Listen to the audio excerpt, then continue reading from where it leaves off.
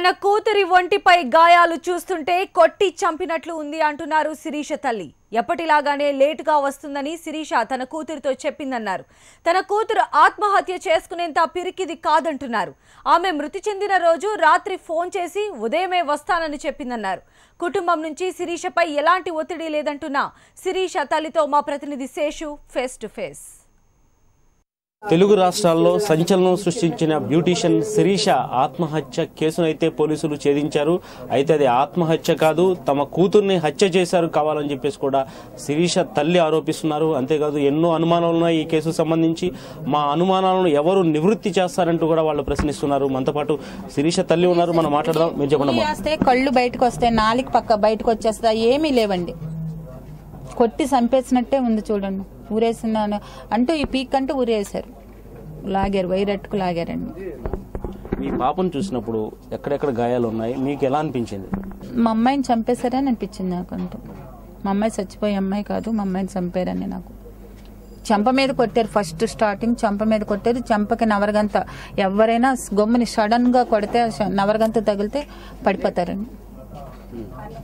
కన్ను అసిపోయింది బాగా, కన్ను అంటే ఇంతలా వాసిందండి. ఈ రోజు పోలీసులు అయితే ఇది ఖచ్చితంగా హత్య కాదు ఆత్మహత్య అన్నారు. మీకున్న అనుమానాలు ఏంటి? మాకున్న అనుమానం అంటూ ఫ్యాన్ కి చున్నీ వేసారు, ఆ చున్నీ కూడా జారుముడు ఉంది. ఫ్యాన్ ఎక్కడ కరెక్ట్ ఫేస్ లో ఉన్నట్టే ఉంది. ఫ్యాన్ ఏమీ బెండ్ అవ్వలేదు, ఏమీ లేదండి. ఫ్యాన్ మా కూతురున్న హైట్కి ఫ్యాన్కి ఎంతో తేడా కూడా లేదు. మంచం మీద వేసుకున్నది అంటున్నారు కదా, మంచం మీద పడిపోయింది. మంచం మీద ఉన్న మనిషికి ఆ ఫ్యాన్కి ఎంతో ఇలా పంటే చేయి తగులుతుంది. మా అమ్మాయిది, మా అమ్మాయి నుంచుంటే ఫ్యాన్ తగులుతుంది.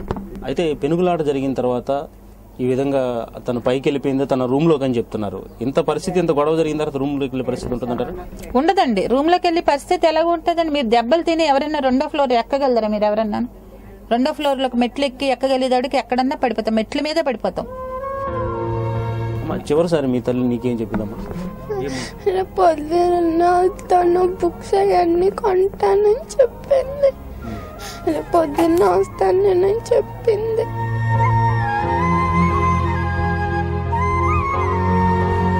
సరే మమ్మీ ఎప్పుడు రాదు, ఎప్పుడు మమ్మీకి లేట్ అవుద్ది రావడం, ఎప్పుడులాగానే మాట్లాడింది, ఎప్పుడులాగానే మాట్లాడింది అమ్మ. లేటుగా వస్తుందని అనుకున్నావు ఆ రోజు కూడా? అవును, రోజు అలానే వస్తుంది. అపార్ట్మెంట్ ఉంటే తను పార్లర్ చేస్తుంది, అందులో ఇప్పుడు పెళ్లిళ్ళ సీజన్ అండి, కొద్దిగా లేట్ అవుతుంది అని అనుకుందండి. అంతే. 3 రకాల కూరలు వండి, అన్నం వండి, మొగుడు పెట్టుకుని, తను పెట్టుకుని, పిల్ల పెట్టుకుని తను వెళ్ళిందండి. ఏదైతే ఇంట్లో వంట చేసి అలాగే కూతురు కూడా నేను కాసేపటి లేటుగా వస్తాను, కాస్త లేటుగా వస్తాను, నువ్వు తిని పడుకోమని చెప్పేసి కూతురు కూడా చెప్పింది. అలాగే రేపు వచ్చిన తర్వాత నేను స్కూల్ బుక్స్ కూడా కొంటాను కూడా చెప్పింది. ఈ విధంగా ఎలాంటి టెన్షన్స్ లేవు, తన మీద ఎలాంటి ఒత్తిడి లేదు, ఆత్మహత్య చేసుకునేంత పరిస్థితి కూడా లేదు. ఈ నేపథ్యంలో ఈ విధంగా ఆత్మహత్య చేసుకోవాల్సిన అవసరమే తన కూతురికి లేదని చెప్పేసి కూడా శిరీష తల్లి ఆరోపిస్తుంది. అంతేకాదు ముఖ్యంగా ఇది కావాలని హత్య చేసి శిరీషను అడ్డు తొలగించుకునేందుకు హత్య చేసి ఆ తర్వాత ఈ విధంగా ఆత్మహత్యగా చిత్రీకరించారు. పోలీసు విచారణ మీద కూడా ఇది ప్రభావం చూపించిందని చెప్పేసి కూడా తల్లి ఆరోపిస్తుంది. తమకు న్యాయం చేయాలి, తన కూతురు ఎలాగో కోల్పోయాము, మనవరాల పరిస్థితి అని చెప్పేసి కూడా దీనంగా ప్రశ్నిస్తోంది. ఇది ఇక్కడ పరిస్థితి. కెమెరామెన్ ప్రసాద్తో శేషు HM TV ఆచంట నుండి.